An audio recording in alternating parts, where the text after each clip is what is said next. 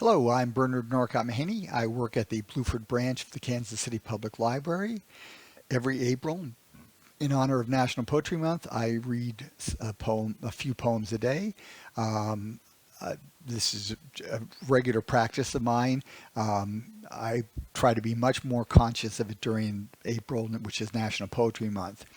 For April of 2025, I am reading from River Anthology by Edgar Lee Masters. Um, the premise of this poem is that we are to imagine ourselves in the cemetery of Spoon River, Illinois, which overlooks the town. It's up on a hill, and that we see these tombstones. When we see a tombstone, the person who is buried there, their ghost speaks to us. And some of these are ironic, some of these are heartfelt, some are fine. They lived a pretty good life. They don't have any complaints. But most of the people have some complaints, or at least are aware of the irony of this situation. So today we're going to look at Barney Hainsfeather, Petit the poet, and Pauline Barrett. Barney Hainsfeather. In the excursion train to Peoria, let me restart. Barney Hainsfeather. If the excursion train to Peoria had just been wrecked, I might have escaped with my life. Certainly I should have escaped this place. But as it was burned as well, they mistook me for John Allen, who was sent to the Hebrew cemetery at Chicago, and John for me, so I lie here. It was bad enough to run a clothing store in this town, but to be buried here, So here, the Jewish clothing merchant, Barney Hainsfeather, gets confused for someone else from Spoon River. That person was sent to Chicago to be buried in the Jewish cemetery there, and he is stuck in Spoon River. Petit the poet. Seeds in a dry pod, tick, tick, tick, tick, tick, tick, like mites in a quarrel, faint iambics that the full breeze wakens, but the pine tree makes a symphony thereof. Triolets, villanelles, rondelles, rondos, ballades by the score with the same old thought.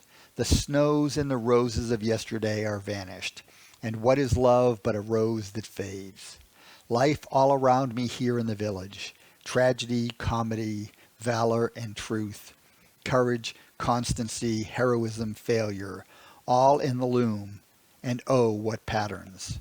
Woodlands, meadows, streams and rivers, blind to all of it, all my life long.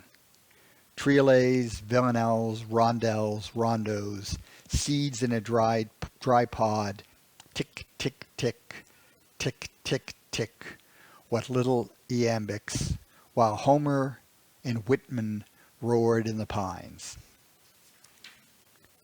So here we have a poet who I guess is aware of the mechanics of poetry, but seems to have missed life. So he seems to have missed the point of poetry.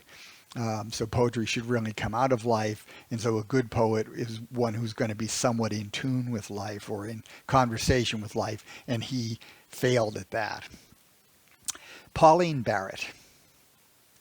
Almost the shell of a woman after the surgeon's knife, and almost a year to creep back into strength, till the dawn of our wedding decennial found me my seeming self again.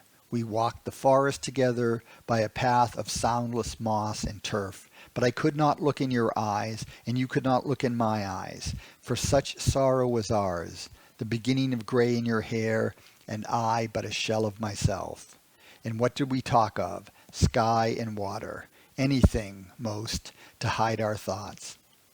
And then your gift of wild roses, set on the table to grace our dinner.